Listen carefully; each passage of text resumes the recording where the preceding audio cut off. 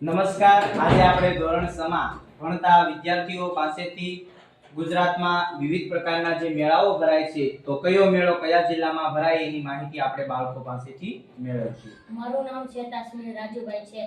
મારી શાળાનું નામ વિશ્વગુરુ વિદ્યાપીઠ તળાજા છે. પલ્લીનો મેળો ક્યાં ભરાય? ગાંધીનગર. મોઢેરાનો મેળો ક્યાં ભરાય? મહેસાણા. ભાદરવી પૂનમનો મેળો ક્યાં ભરાય? બનાસકાંઠા. ભવનાથનો મેળો ક્યાં ભરાય? જૂનાગઢ. તરણેતરનો મેળો ક્યાં ભરાય? સુરેન્દ્રનગર. ભડિયાદનો મેળો ક્યાં ભરાય? અમદાવાદ. નકળંગનો મેળો ક્યાં ભરાય? ભાવનગર. માધવપુરનો મેળો ક્યાં ભરાય? પોરબંદર. વૌઠાનો મેળો ક્યાં ભરાય? અમદાવાદ. કાર્તિકી પૂર્ણિમાનો મેળો ક્યાં ભરાય? સોમનાથ. ડાંગનો મેળો ક્યાં ભરાય? મહુવા ડાંગ. મીરા દાતારનો મેળો ક્યાં ભરાય? મહેસાણા. ખૂબ સરસ, થેન્ક યુ.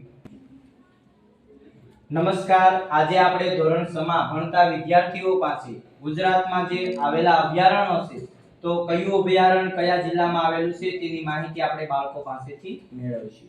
મારું નામ બારે જગદીશભાઈ છે. હું ધોરણ 6 માં અભ્યાસ કરું છું. મારી શાળાનું નામ વિશ્વગુરુ વિદ્યાપીઠ તળાજા છે. ઘોડખર અભયારણ્ય ક્યાં આવેલું છે બેન? કચ્છ.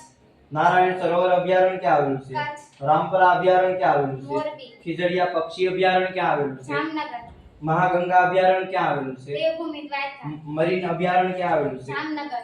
બાલારામ રીસ અભયારણ્ય ક્યાં આવેલું છે? બનાસકાંઠા. પનિયા અભયારણ્ય ક્યાં આવેલું છે? ધારી અમરેલી. જેસોર રીસ અભયારણ્ય ક્યાં આવેલું છે? બનાસકાંઠા. થોર પક્ષી અભયારણ્ય ક્યાં આવેલું છે? મહેસાણા. હિંગોળગઢ પક્ષી અભયારણ્ય ક્યાં આવેલું છે? રાજકોટ. ખૂબ સરસ, થેન્ક યુ.